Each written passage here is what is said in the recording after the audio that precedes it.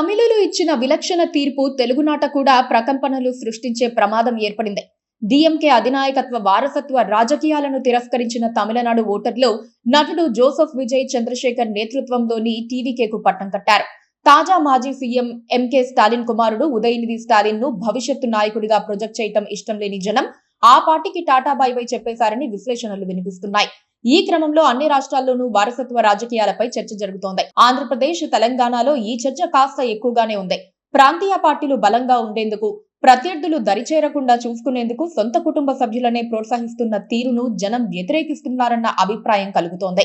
AP CM Chandrababu తన కుమారుడు నారా లోకేష్ ను ప్రమోట్ చేస్తున్నప్పటికీ తమిళనాడు తీర్పు తర్వాత రాజకీయ, కుటుంబ వ్యూహాల్లో ఆచితూచి అడుగులు వేయాల్సిన అనివార్యతలు వచ్చిపడ్డాయి. అందుకే పార్టీలో కార్యకర్తలే ముఖ్యమని, వారికే తొలి ప్రాధాన్యమిస్తామంటూ చంద్రబాబు ప్లేట్ ఫిరాయిస్తున్నారనుకోవాలి. సంతానాన్ని ప్రోత్సహించడంలో తప్పులేదు. వాళ్లు సైతం సామాన్య కార్యకర్తల్లా పనిచేస్తూ మంచి పేరు తెచ్చుకున్నప్పుడు జనం హర్షిస్తారు. స్టాలిన్ కుమారుడు ఉదయనిధి మాత్రం వేరు మార్గంలో నడిచారు. వివాదాస్పద అంశాలను ప్రస్తావిస్తూ పార్టీని ఇబ్బందికర పరిస్థితుల్లోకి నెట్టేశారు. సనాతన ధర్మం లాంటి అంశాలను ఆయన టచ్ చేయకుండా ఉంటే బాగుండేది. పైగా ముఖ్యమంత్రి కంటే ఆయన పెద్ద పవర్ సెంటర్ గా మారారన్న ఆరోపణలు వినిపించాయి. విపక్షాలు దాన్ని గట్టిగానే క్యాష్ చేసుకున్నాయి. డీఎంకే ఓటమికి అలాంటి అంశాలే కారణమయ్యాయి. అందరికీ సమాన అవకాశాలు ఇవ్వకుండా సంతానానికి పెద్దపీట వేయటం వల్లే డీఎంకేకు కష్టకాలం ఎదురైంది. దాంతో ఆంధ్రప్రదేశ్ లో కూడా సంతాన సమస్యలపై చర్చ జరుగుతోంది. చంద్రబాబు తన కుమారుడిని ప్రోత్సహించిన తొలినాళ్లలో ఉన్నంత వ్యతిరేకత ఇప్పుడు లేనప్పటికీ తమిళ ఫలితం కారణంగా చర్చ అయితే జరుగుతోంది. స్వతహాగా భయస్థుడైన చంద్రబాబు దీనిపై ఇప్పుడు కాస్త టెన్షన్ పడుతున్నట్లుగా వార్తలొస్తున్నాయి. టీడీపీలో నారా లోకేష్ కు ఫుల్ సపోర్ట్ ఉన్న మాట వాస్తవం. జనంలో ఎంత పాపులారిటీ ఉందనేదే ఇప్పుడు పెద్ద ప్రశ్న.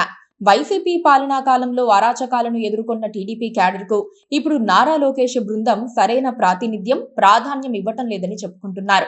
ఎన్ని ఎక్కువ కేసులు పెట్టించుకుంటే అంత పెద్ద పదవి ఇస్తానని అప్పట్లో ప్రకటించిన లోకేష్ మహాశయుడు ఇప్పుడు మాత్రం అలాంటి బాధితులందరినీ రోడ్డున పడేశారని ఆరోపణలు వినిపిస్తున్నాయి.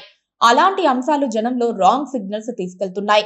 పైగా పెట్టుబడులను ఆహ్వానించే నెపంతో ఎకరా 99 పైసలకు అప్పగించడం కూడా లోకేష్ తప్పిదమే అన్నట్లుగా చర్చ జరుగుతోంది. పారిశ్రామికవేత్తలకు అంత తక్కువకు భూములు ఎందుకివ్వాలి? ప్రభుత్వ భూములేమైనా లోకేష్ ఆస్తా అని జనం ప్రశ్నిస్తున్నారు. ప్రతిదానికి చంద్రబాబును పక్కకు నెట్టి లోకేష్ ను ముందు పెట్టడం కూడా అనవసర ఎక్స్పోజర్ కు దారితీసే ప్రమాదం ఉందని విశ్లేషణలు వినిపిస్తున్నాయి. మరి తమిళనాడు పరిణామాలతో టీడీపీలో ముందు జాగ్రత్త చర్యలు సాధ్యమా అన్నది కూడా చూడాలి.